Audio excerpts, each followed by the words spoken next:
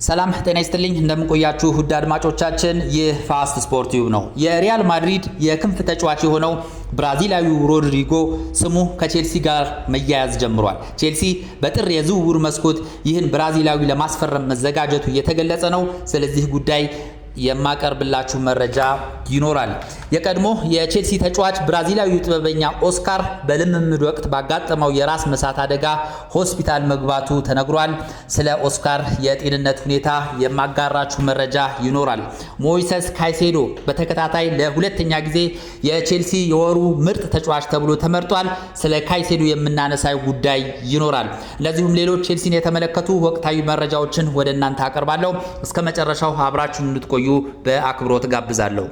በቅድሚያ የኦስካርን የጤንነት ሁኔታ እንመልከት። እንግዲህ የቀድሞ የቼልሲ ተጫዋች የሆነው ብራዚላዊው ጥበበኛ ኦስካር በልምምድ ወቅት ባጋጠመው ራስን የመሳት አደጋ ሆስፒታል መግባቱን የተገለጸው። እንግዲህ ይህ የ34 ዓመት አሁን ላይ 34 ዓመቱን ያስቆጠረው ኦስካር የቀድሞ የቼልሲ ጥበበኛ ተጫዋች እንግዲህ በሳኦ ፖሎ የልምምድ ሜዳ ላይ ድንገት ተዝለፍልፎ ልምምድ እያደረገ በነበረበት ወቅት እንግዲህ በመውደቁ ምክንያት በቡድን አጋሮቹ ከፍተኛ ድንጋጤን ፈጥሮ ነበረ። በጊዜው የነበሩ እንግዲህ የሳኦ ፖሎ የልምምድ ሜዳ ላይ የነበሩ ዶክተሮች ከፍተኛ ርብርብ በማድረግ ሕክምና ያደረጉለት ሲሆን እንግዲህ ተጨማሪ ምርመራ ለማድረግ ወደ ሆስፒታል ተወስዶ አሁን ላይ ከፍተኛ የሕክምና ክትትል እየተደረገለት እንደሆነ ነው የተዘገበው። እንግዲህ ለበርካታ ሰዓታት ራሱን ስቶ እንደነበር የተገለጸ ሲሆን ዶክተሮች ባደረጉት ከፍተኛ ርብርብ አሁን ላይ የጤና ሁኔታ መሻሻል እያሳየ እንደሆነ ነው የተገለጸው። እንግዲህ ተደጋጋሚ የልብ ህመም እያጋጠመው እንደሆነ ነው በዘገባው እየተመለከተ የሚገኘውና ምናልባትም ኦስካር በዚህ በልብ ህመም ምክንያት በዚህ ዓመት መጨረሻ ራሱን ከኳስ ዓለም ሊያገል እንደሚችልና ጫማውን ሊሰቅል እንደሚችል ነው እየተገለጸ የሚገኘውና እንግዲህ ይህ ተጫዋች በቼልሲ ቤት እጅግ ድንቅ ከሚባሉ ተጫዋቾች አንዱ እንደነበረ የምናስታውሰው ነው። የቼልሲ ደጋፊ ሆኖ ኦስካርን የማያውቅ የቼልሲ ደጋፊ አለ ብዬ አላስብም። በተለይ ከሃዛርድ ከዊሊያን የነበረው ጥምረት በጊዜው የነበረው ጥምረት የቼልሲ ደጋፊዎች በእጅጉ ያስታውሱታልና በጊዜው ኦስካር የሚያሳየው የነበረው ብቃት በቼልሲ ቤት አስደናቂ ነበረ። ከሃዛርድ ከዊሊያን ከነ ዲያጎ ኮስታ ጋር የነበረው ቅንጅት በእጅጉ አስደማሚ ነበርና ይህ የዚህ ተጫዋች እንግዲህ መታመም ለቼልሲ ደጋፊዎች በእጅጉ የሚያስደነግጥ ዜና ነው ብሎ መናገር ይቻላል። እንግዲህ ኦስካር ለቼልሲ 203 ጨዋታዎችን በአጠቃላይ አድርጎ 38 ጎሎችን ማስቆጠር ችሏል። እንደዚሁም 37 ኳሶችን ለጎል የሚሆኑ ኳሶችን አመቻችቶ በማቀበል ለቼልሲ ትልቅ ውለታ የዋለ ተጫዋች ነው ብሎ መናገር ይቻላል። እንግዲህ ኦስካር በ2012 ነበረ ለቼልሲ የፈረመው። ቼልሲ በ25 ሚሊዮን ፓውንድ ነበረ ከብራዚል ክለብ ማስፈረም የቻለው። ከ2012 እስከ 2016 ድረስ እንደ አውሮፓውያን አቆጣጠር ማለት ነው ለቼልሲ ግልጋሎት ሰጥቷል። በዚህ ጊዜያት የፕሪሚየር ሊግ ዋንጫን ማሳካት ችሏል። የኢሮፓ ሊግን አሳክቷል። እንደዚሁም የካራባው ካፕ የኤፍኤ ካፕን ማሳካት የቻለ ትልቅ ተጫዋች ነው ብሎ መናገር ይቻላል። በተለይ በሞሪኖ ጊዜ ቋሚ ተሰላፊ ነበረ። አሰልጣኝ ጆዜ ሞሪኖ ለኦስካር ትልቅ ፍቅርና አክብሮት ነበራቸው። በእያንዳንዱ ጨዋታ ላይ አብዛኛው ጨዋታዎች ላይ በቋሚነት ያሰልፉት ነበር። በተለይ የመከላከልና የማጥቃት ሚናን በሁለቱንም አጣምሮ የያዘ ተጫዋች በመሆኑ በቼልሲ ቤት በእጅጉ ይወደድ ነበር። በተለይ ሞሪኖ የመከላከል ባህሪ ያላቸውን ተጫዋቾች ይወዱ ነበር። ምንም እንኳ ኦስካር እንግዲህ የማጥቃት ባህሪ ያለው ተጫዋች ቢሆንም አልፎ አልፎ እንደዚሁ የተከላካይ ክፍልን የመሃል ክፍሉን በማገዝ ረገድ ትልቅ ሚና የነበረው ተጫዋች በመሆኑ በጆዜ ሞሪኖ በእጅጉ የሚወደድ ተጫዋች ነበረ። እንግዲህ በ2016 ነበረ ቼልሲ ለቆ ወደ ጃፓን ሻንጋይ ለተባለ ክለብ የፈረመው። በ60 ሚሊዮን ፓውንድ ነበረ የተሸጠው። በጊዜው እንግዲህ ቼልሲ ከተጫዋቾች ያገኘው ትልቅ ገንዘብ ነበርና ትልቁ ቼልሲ በሽያጭ ያገኘው ትልቅ ገንዘብ ነው ብሎ መናገር ይቻላል። በጊዜው 60 ሚሊዮን ፓውንድ ለቼልሲ በጣም ትልቅ ገንዘብ ነበርና ከዛ በኋላ በ2016 ኮንቴ ቼልሲን ከተቀላቀለ በኋላ ቼልሲ ይህን ገንዘብ በመጠቀም ሌሎች ተጫዋቾችን አስፈርሙበታልና በጊዜው የኦስካር ሚና ከፍተኛ ነበር ብሎ መናገር ይቻላል። እጅግ አመለሸጋ ነበረ። ፓሽን የነበረው ዲሲፕሊን የነበረው ተጫዋች ነበርና ኦስካር እንግዲህ በብዙ የቼልሲ ደጋፊዎች ዘንድ በጥሩ ሁኔታ የሚታወስ ተጫዋች ነው ብሎ መናገር ይቻላልና የኦስካር መታመም የቼልሲ ደጋፊዎችን እንደሚያስደነግጥ እሙን ነው። እንግዲህ አሁን ላይ እንግዲህ ሆስፒታል ገብቶ ሕክምናውን እየተከታተለ ይገኛል። በቀጣይ እንግዲህ የኦስካርን የሕክምና ሁኔታ አዳዲስ ነገር ሲኖሩ አብረን የምንመለከት ይሆናል። ሌላው የሮድሪጎን ጉዳይ እንመልከት። እንግዲህ ሮድሪጎ ስሙ ከቼልሲ ጋር መያያዝ ጀምሯል። ይህ የሪያል ማድሪድ የክንፍ ተጫዋች የቀኝ ክንፍ ተጫዋች የሆነው እንግዲህ ሮድሪጎ አሁን ላይ በማድሪድ ቤት ደስተኛ እንዳልሆነ ነው የተገለጸው። እንግዲህ በርካታ ስኬቶችን ከማድሪድ ጋር ያጣጣመው አስደናቂው ተጫዋች እንግዲህ ሮድሪጎ አሁን ላይ በዣቪ አሎንሶ በቂ የመሰለፍ ዕድል እየተሰጠው አይደለም። በዚህ ዓመት በካርሎ አንቸሎቲ ጊዜ አብዛኛው ጊዜ የመሰለፍ ዕድል እየተሰጠው ድንቅ ብቃት ሲያሳይ ተመልክተናል። ነገር ግን ዣቪ አሎንሶ ሪያል ማድሪድን ከተቀላቀለ ጊዜ ጀምሮ ለሮድሪጎ እየሰጠው ያለው ቦታ ዝቅተኛ ነው ብሎ መናገር ይቻላል።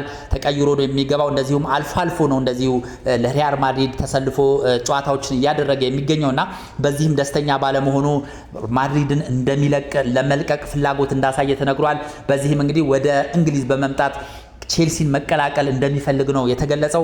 ቼልሲም ይህን ልጅ ለማስፈረም ቁርጠኛ መሆኑና አሁን በጥር የዝውውሩ መስኮት እንግዲህ ሮድሪጎን ለማስፈረም ዝግጅት መጀመሩ ነው እየተገለጸ የሚገኘው። እንግዲህ ይህ የመስመር ተጫዋች ብራዚላዊ የመስመር ተጫዋች ቼልሲን ተቀላቅሎ ከነ ስቲቫኦ እንደዚሁም ከነ ጂኦ ፔድሮ ጋር በመጣመር ለቼልሲ የመጫወት ጥብቅ ፍላጎት እንዳለው ነው መረጃዎች እየጠቆሙ የሚገኙት። እንደ ቼልሲ ውስጥ አዋቂ ምንጮች ዘገባ ከሆነ እንግዲህ ቼልሲና ሪያል ማድሪድ በሮድሪጎ ዙሪያ ውይይት መጀመራቸውን እየተናገሩ ይገኛሉ። ሪያል ማድሪድ እንግዲህ ለሮድሪጎ ዝውውር ከ80 ሚሊዮን ዩሮ እስከ 120 ሚሊዮን የዝውውር ሂሳብ እንደሚፈልግ ነው እየተገለጸ የሚገኘው። ቼልሲ እንግዲህ ስምምነት አድርጎ ከ80 እስከ 120 ሚሊዮን ዩሮ እንግዲህ ከፍሎ ሮድሪጎን ወደ ስታንፎርድ ብሪጅ ለማምጣት ከፍተኛ ጥረት መጀመሩ ነው እየተገለጸ የሚገኘው። እንግዲህ ባለፈው ክረምት በእርግጥ ቼልሲ ልጁን ለማስፈረም እንቅስቃሴ ጀምሮ ነበረ። መሀል ላይ አቋረጠውና ፊቱን ወደ ሌሎች ተጫዋቾች ማዞሩን የምናስታውሰው ነው። እንግዲህ አሁን ግን በዚህ የጥር የዝውውር መስኮት ቼልሲ ልጁን ለማስፈረም ጥልቅ ፍላጎት አለው ተብሏል። በዚህ የጥር መስኮት ምናልባትም የማይሳካ ከሆነ በክረምቱ የዝውውር መስኮት 120 ሚሊዮን ዩሮ በመክፈል ልጁን ወደ ስታንፎርድ ብሪጅ ለማምጣት ማቀዱ ነው እየተገለጸ የሚገኘው። እንግዲህ ሮድሪጎን የሚፈልጉ በርካታ ታላላቅ ክለቦች አሉ አሁን ላይ። ፓሪስ ሰን ጀርመን የሮድሪጎ ቁጥር 1 ፈላጊ ነው ብሎ መናገር ይቻላል። ማንቸስተር ዩናይትድም እንደዚሁ ሮድሪጎን ማስፈረም ይፈልጋልና በሶስተኛ ደረጃ ቼልሲም እንደዚሁ የልጁ ፈላጊ ሆኖ ቀርቧልና ልጁ በብቃት የሚታማ ልጅ አይደለም፣ እጅግ አስደናቂ ተጫዋች ነው። ስለዚህ እነዚህ ታላላቅ ክለቦች ልጁን ለማስፈረም እንግዲህ ከፍተኛ ትግል እያደረጉ ይገኛሉ። ቼልሲም እንግዲህ ከነዚህ ክለቦች ጋር በመፎካከር ልጁን ወደ ስታንፎርድ ብሪጅ ለማምጣት ጥረት እንደሚያደርግ ነው የቼልሲ ውስጥ ታዋቂ ምንጮች እየተናገሩ የሚገኙት። እንግዲህ ሮድሪጎ የተወለደው በ2001 ዓመተ ምህረት ነው። በሳኦ ፖሎ ከተማ ነበረ የተወለደው። አሁን ላይ እንግዲህ ራይት ዊንገር ወይም ደግሞ በቀኝ መስመር ተጫዋችነት የሚጫወት ተጫዋች ነው። እንግዲህ ማድሪድን የተቀላቀለው በ2019 ነበረ። ከሳንቶስ ክለብ ነበረ ማድሪድ እንግዲህ ሮድሪጎን ያስፈረመው 45 ሚሊዮን ዩሮ በመክፈል ነበረ። እንግዲህ በ2019 ማድሪድ ልጁን ወደ ሳንቲያጎ በርናቦ ያስመጣው የነበረው። ሮድሪጎ እንግዲህ በ2019 ማድሪድን ከተቀላቀለ በኋላ በአሰልጣኝ አንቸሎቲ በርካታ ጨዋታዎች ላይ በቋሚነት የመሰለፍ ዕድል ተሰጥቶት እሱም እንደዚሁ ብቃቱን ሲያሳይ ተመልክተናል። እንግዲህ ከሪያል ማድሪድ ጋር በርካታ ስኬቶችን ተጎናጽፏል። የአውሮፓ ሻምፒየንስ ሊግን ማሳካት ችሏል። የስፔን ላሊጋን አሳክቷል። የኮፓ ዴላሬን ዋንጫ አንስቷል። የስፓኒሽ ሱፐር ካፕን ማንሳት ችሏል። የዩኤፋ ሱፐር ካፕንም እንደዚሁ አንስቷልና አሉ የተባሉ ድሎችን ያነሳ እጅግ አስደናቂ ተጫዋች ነው ብሎ መናገር ይቻላል። የሮድሪጎን ያጫወት ሁኔታ ስንመለከት አንደኛ ነገር እንግዲህ ሮድሪጎን ልዩ የሚያደርገው ፍጥነቱና ድሪብሉ ነው።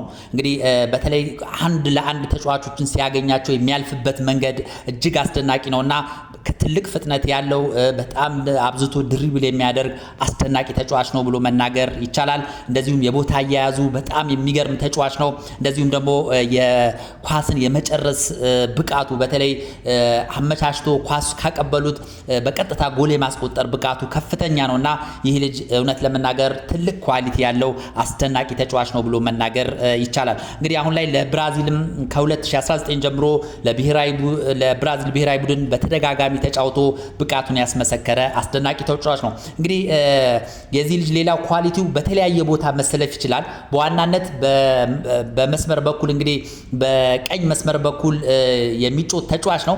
ነገር ግን እንደ አስፈላጊነቱ በግራ መስመር መጮት ይችላል። እንደዚሁም ደግሞ እንደ ሁለተኛ አጥቂ ተደራቢ አጥቂ ሆኖ መጫወት የሚችል አስደናቂ ተጫዋች ነውና ይሄ ልጅ እውነት ለመናገር ወደ ቼልሲ ቢመጣ ለቼልሲ ትልቅ ግልጋሎት ይሰጣል ብዬ አስባለሁ። እንግዲህ ባለፈው ዓመት አርሰናል ይህን ልጅ ለማስፈረም ጥረት አድርጓል፣ አልተሳካም። እንደዚሁም ሌሎች ታላላቅ ክለቦች እነ ባየር ሙኒክም ጭምር እንግዲህ ልጁን ለማስፈረም ጥረው እንግዲህ ሪያል ማድሪድ በጊዜው ፍቃደኛ ባለመሆኑ ነገሮች ሊቆሙ ችሏል። አሁን ግን በዚህ የጥር የዝውውር መስኮት እንግዲህ በርካታ ክለቦች የዚህ ልጅ ፈላጊ በመሆናቸው ቼልሲ አስቀድሞ ይህን ልጅ የሚያስፈርም ከሆነ በእጅጉ ተጠቃሚ ይሆናል ብዬ አስባለሁና የዚህ ልጅ ከቼልሲ ጋር መያያዝ ለቼልሲ ደጋፊ እጅግ አስደሳች ነው ብዬ አስባለሁ።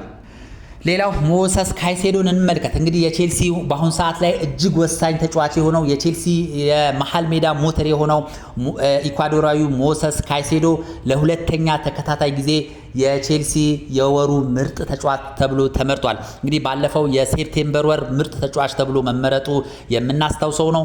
አሁንም እንደዚሁ የኦክቶበር ወር የቼልሲ ምርጥ ተጫዋች ተብሎ ተመርጧል። በተከታታይ እንግዲህ ለሁለተኛ ጊዜ መሆኑ ነው ሞሰስ ካይሴዶ እንግዲህ የቼልሲ ምርጥ ተጫዋች ተብሎ የተመረጠው። እንግዲህ አሁን ላይ ቁጥር 1 የአማካይ ስፍራ ተጫዋች ቢኖር አሁን ላይ ሞሰስ ካይሴዶ ነው ብሎ መናገር ይቻላል። ሙሉ ሜዳ ካለው በመጮት እንደዚሁም ሁሉንም የመሃል ሜዳ ክፍል ላይ በመገኘት አሁን ላይ ሞሰስ ካይሴዶን የሚበልጥ ተጫዋች አለ ብዬ አላስብም። እንግዲህ ብዙዎች እያደነቁት ይገኛሉ ከነ ራይስ እንደዚሁም ከሌሎች የመሃል ክፍል ተጫዋቾች ጋር እያነጻጸሩት ሞሰስ ካይሴዶ ልዩ ተጫዋች እንደሆነ እየመሰከሩለት ይገኛሉና እንግዲህ የቼልሲ ክለብም እንግዲህ እውቅና ሰጥቶት ለሁለት ተከታታይ ወራት እንግዲህ የቼልሲ የወሩ ምርጥ ተጫዋች ተብሎ ተመርጧል። ከዚህም በኋላ እንግዲህ በርካታ ድሎችን በርካታ ስኬቶችን ያገኛል ብዬ ከማስባቸው ተጫዋቾች መካከል እንግዲህ በዋናነት የምጠቅሰው ካይሴዶ ነው። ሞሰስ ካይሴዶ እንግዲህ አሁን ያለውን ብቃት በዚህ በቀጣይነት ባለው መልኩ አጠናክሮ የሚቀጥል ከሆነ በተለይ በዋንጫ የሚደገፍ ከሆነ እንደዚሁ ቼልሲ ዋንጫዎችን የሚያነሳ ከሆነ ሞሰስ ካይሴዶ የባሎን ዶር ሽልማትንም የማያሸንፍበት ምክንያት አለ ብዬ አላስብም።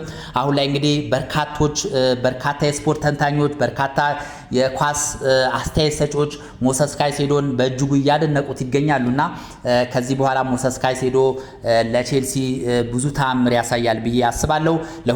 ለሁለተኛ ተከታታይ ጊዜ እንግዲህ የቼልሲ የወሩ ምርጥ ተጫዋች ተብሎ ተመርጧል የሚለው ሌላኛው ቼልሲን የተመለከተ ዜና ነው። እንግዲህ ሮድሪጎ ከስሙ ከቼልሲ ጋር መያያዙን ተከትሎ እንግዲህ እሳቱ ቼልሲ በሚለው ፌስቡክ ላይ ከ19000 ተከታይ ባለው ፔጅ ላይ ስለ ሮድሪጎ ሐሳብ አስተያየት እንዲሰጡ ጠይቃቸው ነበረ። በርካታ የቼልሲ ደጋፊዎች ሐሳብ አስተያየታቸውን ሰጥቷልና እስኪ ያንዳንዶቹን እንመልከት። ኢብራሂም ሙክታር አሁን ላይ የተከላካይ ክፍተት አለብን፣ ሆኖም ግን ሮድሪጎ በጣም የምፈልገው አይነት ተጫዋች ነው፣ ቢመጣ ይጠቅመናል ብዬ አስባለሁ ሲል ሐሳቡን አስቀምጧል። አሰፋ ዘሽቱ የፌስቡክ ስሙ ነው። ሮድሪጎ ያስፈልገናል፣ ቢሆንም ግን ለተከላካይ ቅድሚያ መስጠት ያስፈልጋል ሲል ሐሳቡን ገልጿል። እንግዲህ በርካታ የቼልሲ ደጋፊዎች ኮመንቶችን እያየ እንደማየው ከሆነ አሁን ላይ የሚያስፈልገን ሌላ ተጫዋች ሳይሆን ተከላካይ ነው ማስፈረም ያለብን የሚል ሐሳቦች በብዛት እየተመለከቱ እገኛለሁ። የተከላካይ እንዳለ ሆኖ ነገር ግን ይህ ልጅ መምጣቱ ለቼልሲ ጉዳት አለው ብዬ አላስብም። የቼልሲን የአጥቂ ክፍል ከማጠናከር ውጪ ሌላ ነገር የሚፈጥር ባለመሆኑ የዚህ ልጅ መምጣት ለቼልሲ በእጅጉ ያስፈልጋል ብዬ አስባለሁ።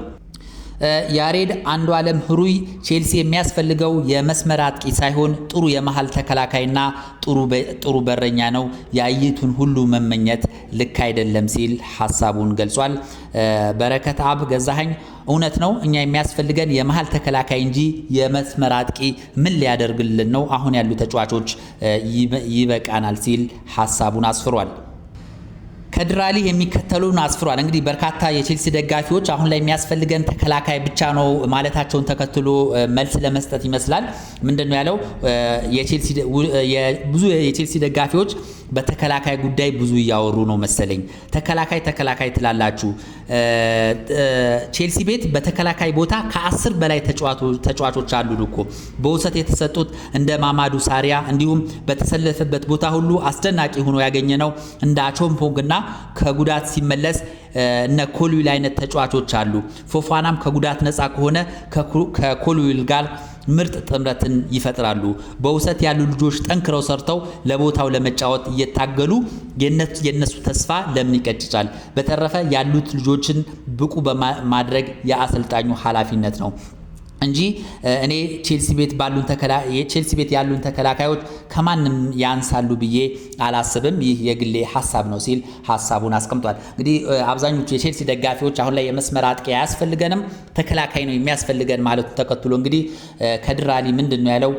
አሁን ላይ ተከላካዮች አሉን፣ ያሉትን ተከላካዮች በሚገባ የምንጠቀም ከሆነ ወይም ደግሞ አሰልጣኝ ኢንዞ ማሬስካ ያሉትን ተጫዋቾች ብቁ የሚያደርጉ ከሆነ በቂ ተከላካዮች አሉን ብዬ አስባለሁ ሲል ሐሳቡን አስፍሯል።